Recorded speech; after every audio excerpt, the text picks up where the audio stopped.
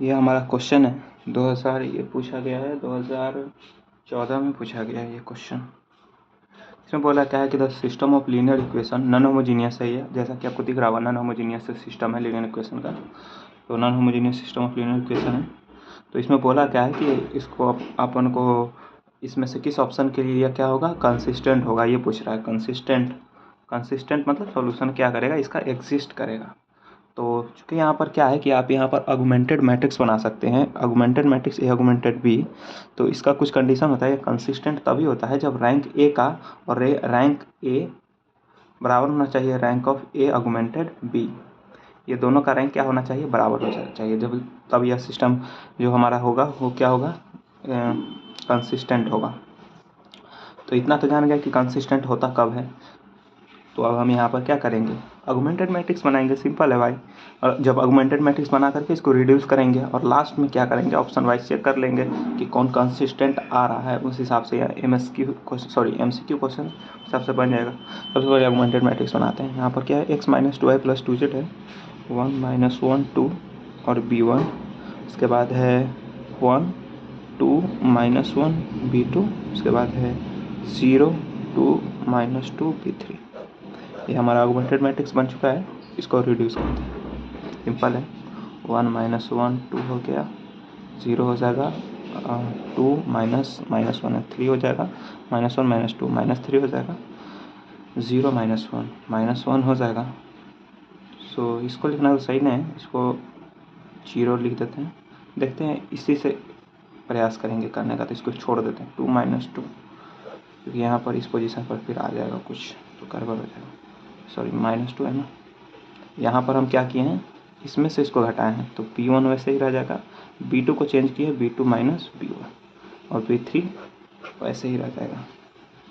यहाँ पर क्या है, 2 - 2 है, 1 से डिवाइड कर सकते हैं, यहाँ पर 2 से डिवाइड कर सकते हैं, इसमें 3 से डिवाइड कर सकते हैं, तो ये बहुत आसान हो जाएगा हमारे लिए। तो वही करते हैं यहाँ पर 1 - 1 2 b1 0 1 - 1 b2 - b1/3 और 0 1 - 1 का क्या हो जाएगा, b3/2 b3/2 ये हो जाएगा। और इसमें क्या करते हैं, आप जैसे कि ऊपर नीचे जो है वो साइन मैच कर रहा है, 1 - 1 -1 -1 इसको घटा देते हैं, आ जाएगा। नीचे वाले को 0 करने का प्रयास करते हैं, 1 - 1 2 0 1 -1 और यहाँ से हो जाएगा 0 0 0। क्या किए हैं, इसमें से इसको घटाए हैं, b1 हो जाएगा b2 - b1/3 और यहाँ पर हो जाएगा b3/2 और इसमें से घटा देंगे हम इसको b2 - b1/3 को। तो ये अब इसका रिजल्ट हम लिख देते हैं यहाँ पर, 3 6 आ जाएगा, 3b3 हो गया, माइनस में 2b2 प्लस में 3 दूना 6 2b1।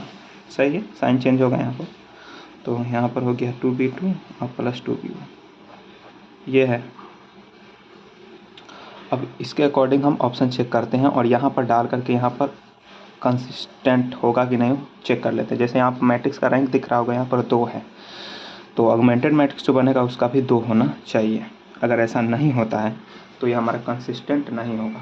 और रहा बात वो इन्फिनिटली सॉल्यूशन यूनिक सॉल्यूशन, तो उसमें यहाँ पर वैसा कुछ कंडीशन बोल ही नहीं रहा है। यहाँ पर सिंपल आपको ये बताना है कंसिस्टेंट है कि नहीं है। ये नहीं पूछ रहा कि किस पर यूनिक सॉल्यूशन देगा या किस पर इन्फिनिटली मेनी सॉल्यूशन होगा। इन्फिनिटली मेनी सॉल्यूशन कब होता है, जब रैंक घट जाता है। जब ऑर्डर के बराबर रैंक होगा ऑगमेंटेड मैट्रिक्स का तो उसमें यूनिक सॉल्यूशन देगा। खैर वो सब छोड़ते हैं। तो यहाँ पर ऑप्शन है, पहला ऑप्शन क्या दिया गया है 2 2 0। ये b1 का वैल्यू, b2 का वैल्यू, b3 का वैल्यू जस्ट इसमें पुट करते हैं क्या हो रहा है। b1 पहला जो यहाँ पर क्या है b1 है, तो b1 कितना है, तो b2 कितना है, b2 - b1/3 यानी 2 - 2/3 दैट इज 0। तीसरा ऑप्शन क्या दिया गया है, इसमें डाल देते हैं क्योंकि यहाँ पर 0 हो जाएगा ना, b3/2 तो 0 हो गया, माइनस में b2 - b1 यानी 2 - 2/3 0 हो गया, यानी कि आ रहा है 2 0 0। क्या ये कंसिस्टेंट है, देखते हैं चेक करके। तो जैसा कि हम इसमें जैसे ही डाल रहे हैं 2 0 0, तो इसका जो है मतलब कि ऑगमेंटेड मैट्रिक्स का जो रैंक आ रहा है वह इसके बराबर हो रहा है। सॉरी, एक कर लीजिएगा, यहाँ पर पूछ रहा था अपन को इनकंसिस्टेंट कब होगा, समझे? इनकंसिस्टेंट कब होगा ये पूछ रहा है, ना कि कंसिस्टेंट पूछ रहा है। तो इनकंसिस्टेंट कब होगा? जब यह ऑर्डर के बराबर रैंक नहीं होगा, तो वो चेक करना है, ना कि कंसिस्टेंट चेक करना है। इस पर ध्यान देंगे।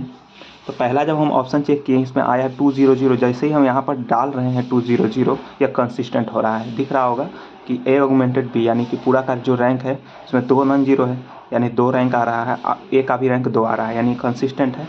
सो ऑप्शन ए यहाँ पर कट जाएगा, ऑप्शन ए कट जाएगा, क्योंकि वह कंसिस्टेंट है। अपन को पूछा क्या है? इनकंसिस्टेंट पूछा है। इनकंसिस्टेंट कब होगा, सॉरी। तो सेकेंड ऑप्शन क्या है? 032 है, 032 ये इसमें डालेंगे। पहला 032 डालेंगे, पहला क्या है? B1 है, 0 हो जाएगा। B2 माइनस B1/3, तो B2 माइनस B1 यानी 3 माइनस 0/3, तो 3 माइनस 0/3 यानी कितना आ गया? 1 आ गया। तो उसके बाद क्या है? इसमें डाल लेते हैं सबसे बढ़िया।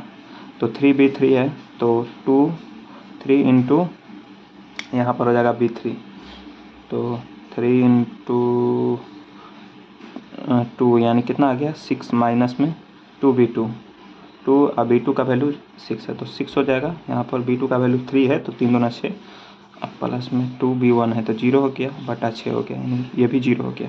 तो कितना फाइनली आया? 0 1 0 आया। जैसे ही हम इसमें डालेंगे 0 1 0, आप यहाँ पर देख रहे हैं भाई अभी कंसिस्टेंट जा रहा है, ये ऑगमेंटेड बी का रैंक किसके बराबर हो रहा है? थर्ड ऑप्शन है वो है हमारा 2 2 1, 2 2 1 है। जैसे हम इसको 2 2 1 को डाल रहे हैं, पहला जो होगा B1 है, यहाँ पर देखिए, यहाँ क्या है? B1 है, उसके बाद है B2 माइनस B1/3, इसमें डालना है।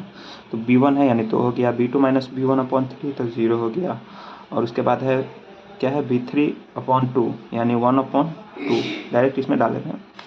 इसमें बात कर रहे हैं, ये वाला में डाल लेते हैं, निकाले कि क्यों है डालें। तो 3B3 है, यानी कि 3 इंटू 1 यानी 3 माइनस 2 इंटू 2 यानी 4, उसके बाद क्या है?